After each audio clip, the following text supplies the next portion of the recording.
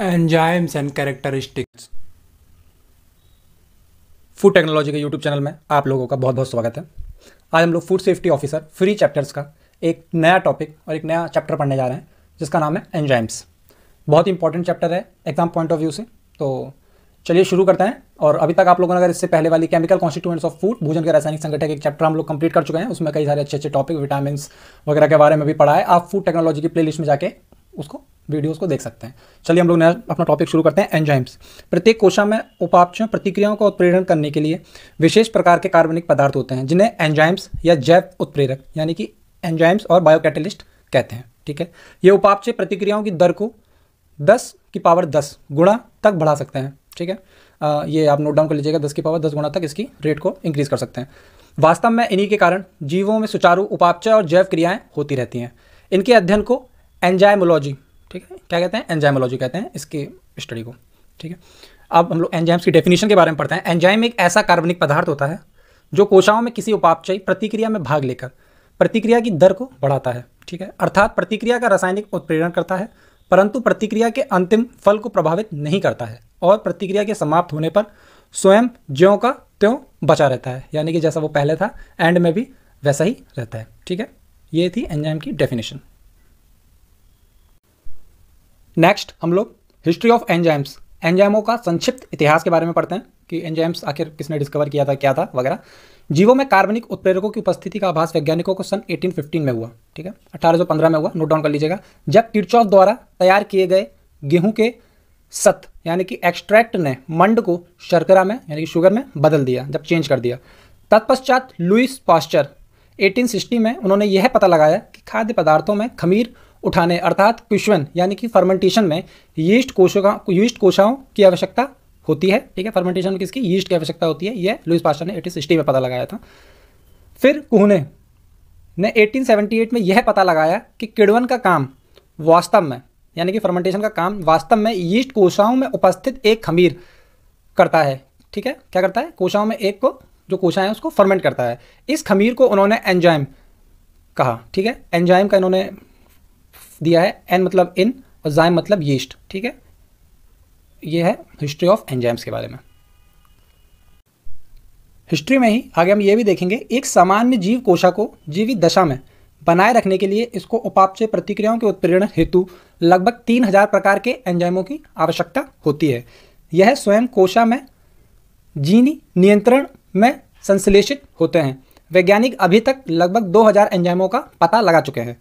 यह भी ज्ञात हो चुका है कि सजीव तंत्र के एंजाइम कोशिकाओं के बाहर भी उत्प्रेरण कर सकते हैं। कई सौ एंजाइमों को वैज्ञानिक शुद्ध रूप से पृथक करने में सफल हो चुके हैं। ठीक है, अलग करने में, सेपरेट करने में एंजाइमों को जो साइंटिस्ट हैं सक्सेस पा चुके हैं। कई सौ एंजाइमों को वैज्ञानिक शुद्ध रूप से पृथक करने में सफल हो चुके हैं और इनमें अनेक के विशुद्ध रूप, ठीक है, यानी कि क्रिस्टल भी बनाए जा चुके हैं। बुकनर ने 1897 में सबसे पहले यीस्ट से जाइमेज नामक एंजाइम निकाला। ठीक है, 1897 में यीस्ट से सबसे पहले कौन सा एंजाइम निकाला बुकनर ने, जाइमेज नामक। ठीक है, नोबेल पुरस्कार 1946 में विजेता समनर ने पहले यूरेज नामक एंजाइम को लोबिया के बीजों से निकालकर इसके रवे बनाए और बताया कि सभी एंजाइम प्रोटीन्स होते हैं। नॉर्थरोप ने 1930 ने जठर रस और अग्नाशय के रस से क्रमशः पेप्सिन एवं ट्रिप्सिन निकालकर इसके रवे बनाए। आप ये सारे जो नाम हैं इनको एक जगह अपने कॉपी में नोट डाउन कर लीजिएगा, क्योंकि ऑब्जेक्टिव क्वेश्चन में कैसे भी आ सकता है कि नॉर्थरोप ने कौन से ईयर में दिया, 1930 में दिया। ठीक है, और बुकनर ने कौन सी ईयर में दिया, 1897 में, समनर ने 1926 में। ठीक है, ये सब आप जैसे बुकनर ने क्या दिया ये भी आ सकता है ऑब्जेक्टिव क्वेश्चन में कि जाइमेज दिया। ठीक है, और बाकी आप अपने कॉपी में अच्छे से नोट डाउन करते चलिएगा। आगे एंजाइमों की विशेषताएं, कैरेक्टरिस्टिक्स ऑफ एंजाइम्स। एंजाइम की कई सारी कैरेक्टरिस्टिक्स होती है, बहुत सारी विशेषताएं होती है। आइए चलिए हम लोग पॉइंट वाइज सारे इनकी विशेषताओं को पढ़ते हैं। पहला, एंजाइम विशेष प्रकार के गोलाकार प्रोटीन्स होते हैं। इनके अणु बड़े और त्रिविम यानी कि 3 डायमेंशनल होते हैं। हाल ही में 1985 में वैज्ञानिकों ने पता लगाया है कि संभवतः कुछ आरएनए अणु भी एंजाइमों का काम करते हैं। इन्हें क्या कहते हैं हम लोग, राइबोसोम कहते हैं। ठीक है, अगला पॉइंट, कुछ एंजाइम तभी सक्रिय होते हैं जब इन्हें प्रोटीन अणु के साथ कोई अन्य प्रकार का पदार्थ जुड़ा होता है। इन अन्य पदार्थ को कोफैक्टर कहते हैं। यह किसी धातु का तत्व का ion, magnesium, iron, copper, zinc, manganese आदि हो सकता है, या किसी कार्बनिक पदार्थ का अणु, या दोनों भी हो सकते हैं। यदि यह कार्बनिक अणु होता है तो यह सह एंजाइम, यानी कि इसको हम लोग क्या कहते हैं, को एंजाइम कहते हैं। ठीक है, को एंजाइम किसको कहते हैं आपको पता चलेगा होगा। यदि कोफैक्टर प्रोटीन अणु से स्थायी रूप से जुड़ा हो तो इसे प्रोस्थेटिक गुट यानी कि प्रोस्थेटिक ग्रुप भी कहते हैं। कुछ एंजाइमों में प्रोटीन अणु एवं कोफैक्टर केवल उत्प्रेरण के समय ही अस्थायी रूप से जुड़ते हैं। कोफैक्टर युक्त एंजाइम होलो एंजाइम कहलाते हैं। ठीक है, इनके प्रोटीन अणु एपो एंजाइम कहलाते हैं। सह एंजाइमों में प्राय कोई ना कोई विटामिन अणु होता है, अतः अधिकांशतः विटामिनों का शरीर में उपयोग सह एंजाइमों के अंशों के रूप में ही होता है। आणविक रचना में थोड़ी विभिन्नता परंतु प्रभाव में समानता वाले एंजाइम आइसो एंजाइम या आइसोजाइम, ठीक है, कहलाते हैं। इसको आप नोट डाउन कर लीजिएगा कि आइसो एंजाइम और आइसोजाइम क्या होते हैं, होलोजाइम्स क्या होते हैं, एपोजाइम्स क्या होते हैं, कोएंजाइम्स क्या होते हैं, ये सब आप अपनी कॉपी में अच्छे से नोट डाउन कर लीजिएगा। ठीक है, और अब तक आप लोगों ने हमारे चैनल को सब्सक्राइब नहीं किया तो सब्सक्राइब कर लीजिए और अपने दोस्तों के साथ भी ये वीडियो जरूर शेयर करिएगा ताकि वह लोग भी अच्छे से तैयारी कर पाएं, और वीडियो को लाइक जरूर करिएगा।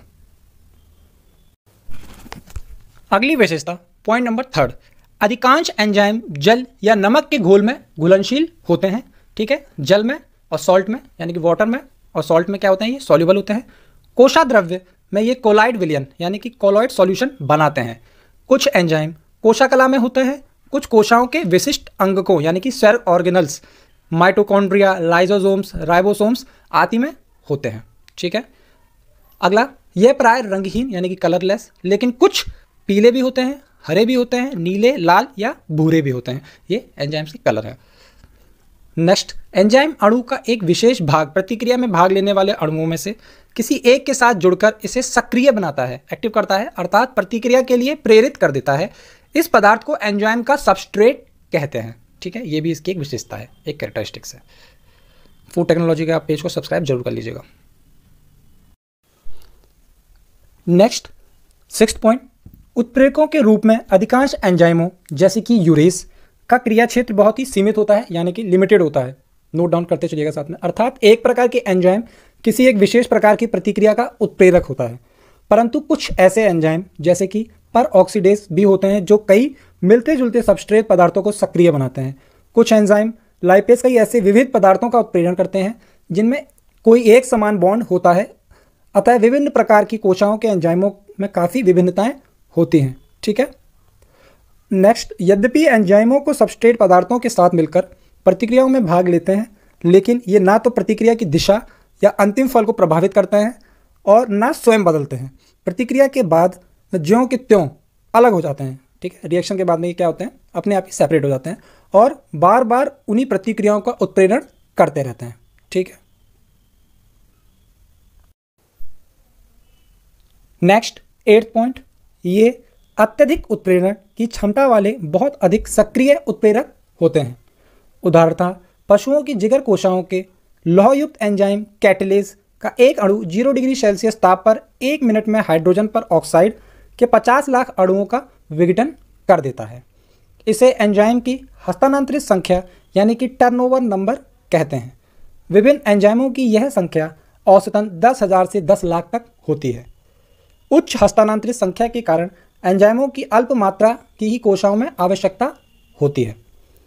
अगला पॉइंट 9th नंबर, एंजाइम जीवों के शरीर ताप 25 डिग्री से 45 डिग्री सेल्सियस यानी कि 25 से 45 डिग्री सेल्सियस तक एंजाइम की जीवों का ताप पर सर्वाधिक क्रियाशील होते हैं।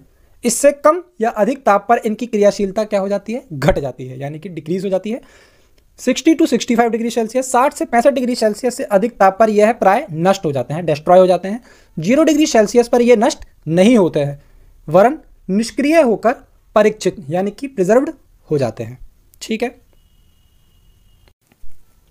नेक्स्ट 10th पॉइंट, प्रत्येक एंजाइम एक विशेष पीएच के माध्यम से ही पूर्ण सक्रिय होता है। कुछ एंजाइम अम्लीय और कुछ क्षारीय माध्यम में क्रियाशील होते हैं। नेक्स्ट, एंजाइमों का कार्य प्राय सामूहिक होता है। किसी एंजाइम द्वारा नियंत्रित प्रतिक्रिया के फलस्वरूप बना पदार्थ अगली प्रतिक्रिया के एंजाइम का सबस्ट्रेट बनता है। अतः कोशारूपी फैक्ट्री में कई प्रतिक्रियाएं, श्रृंखलाएं, रिएक्शन सीरीज और असेंबली लाइंस साथ साथ चलती रहती हैं।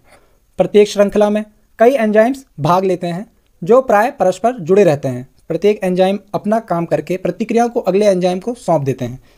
उदाहरणतः एमाइलेज जब मंड को माल्टेज में तोड़ता है तब माल्टोज को ग्लूकोज में तोड़ता है। ठीक है, पहले एमाइलेज मंड को किस में तोड़ेगा, माल्टोज में तोड़ देता है, फिर माल्टोज को ग्लूकोज में तोड़ता है। ठीक है, प्रतिक्रिया श्रृंखलाओं में अंतिम उत्पादों यानी कि फाइनल प्रोडक्ट्स तक होने वाली रासायनिक प्रतिक्रियाओं को सामूहिक रूप से मध्यस्थ उपापचय यानी कि इंटरमीडियरी मेटाबॉलिज्म कहा जाता है।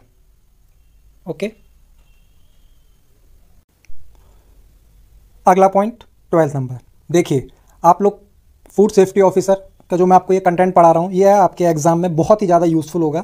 आप लोग कोचिंग में जाएंगे, पैसे देंगे, टाइम भी बर्बाद करेंगे, लिमिटेड टाइम पे लिमिटेड चीज़ें पढ़ेंगे। यहाँ पे आप कितनी भी बार चीज़ों को प्लेलिस्ट में वापस देख देख के पढ़ सकते हैं। मैं आपको एग्जाम्स भी करा रहा हूँ, जो इंपॉर्टेंट क्वेश्चन है वो भी करा रहा हूँ, आप उनको करते रहिए और अपने दोस्तों को भी शेयर करिए ताकि मैं और अच्छा कंटेंट आप लोगों को प्रोवाइड कर पाऊँ। तो आप लोग भी अपनी तरफ से थोड़ा मेहनत करिए, लाइक भी करिए वीडियोज़ को, ताकि मैं आपको और अच्छा कंटेंट प्रोवाइड कर सकूँ। और आप ऐसे ही पढ़ते रहिए, मैं आपके लिए और अच्छी वीडियोस लेके आऊँगा। अभी नेक्स्ट वीडियो में हम लोग क्लासिफिकेशन ऑफ एंजाइम्स के बारे में भी पढ़ेंगे। ठीक है, अगला पॉइंट है पॉइंट नंबर 12। सब एंजाइम जीन्स के अनुकूल इन्हीं के नियंत्रण में संश्लेषित होते हैं। एंजाइमों का नियंत्रण मेटाबॉलिक प्रतिक्रियाएं आवश्यकतानुसार ही हों या कम हों, ना कि अधिक। इसके लिए कोशिकाओं में एंजाइमों के नियंत्रण की भी व्यवस्था होती है। इस नियंत्रण की 2 विधियाँ होती हैं। एक विधि में संबंधित जीन्स को निष्क्रिय या सक्रिय बनाकर एंजाइमों के संश्लेषण की दर व कोशिका में इनकी कुल मात्राएं घटाई जा सकती हैं। दूसरी विधि में एंजाइमों की मात्रा और संश्लेषण की दरें यथावत रहती हैं, परंतु कुछ विशेष प्रकार के अणु एंजाइम अणुओं से जुड़कर इन्हें निष्क्रिय या अधिक सक्रिय बना देते हैं। ठीक है, एंजाइमों के नाम नोमेनक्लेचर। आधुनिक परंपरा के अंतर्गत एंजाइमों के नाम इनके नाम प्रभावों या प्रभावित पदार्थों या प्रतिक्रियाओं की किस्मों के नाम के आगे एज लगाकर रखे जाते हैं, जैसे sucrase, carbohydrase, proteinase, maltase, lipase, oxidase, hydrogenase आदि। इस परंपरा के अनुसरण से पहले कुछ एंजाइमों के नामों में इन का उपयोग किया जाता है, जैसे ट्रिप्सिन, टाइलिन आदि। ठीक है, ये सब कैरेक्टरिस्टिक्स थी एंजाइम की। अगली वीडियो में हम लोग क्लासिफिकेशन ऑफ एंजाइम्स और भी अच्छे इंपॉर्टेंट टॉपिक्स पढ़ेंगे। अगर आप लोगों ने हमारे चैनल को अब तक सब्सक्राइब नहीं किया हो तो सब्सक्राइब कर लीजिए, वीडियो को लाइक करिए, कमेंट करिए, दोस्तों के साथ शेयर करिए। मिलते हैं आपसे अगली वीडियो में, जब तक आप लोग अपना ख्याल रखिए, तैयारी जारी रखिए। Take care, bye bye.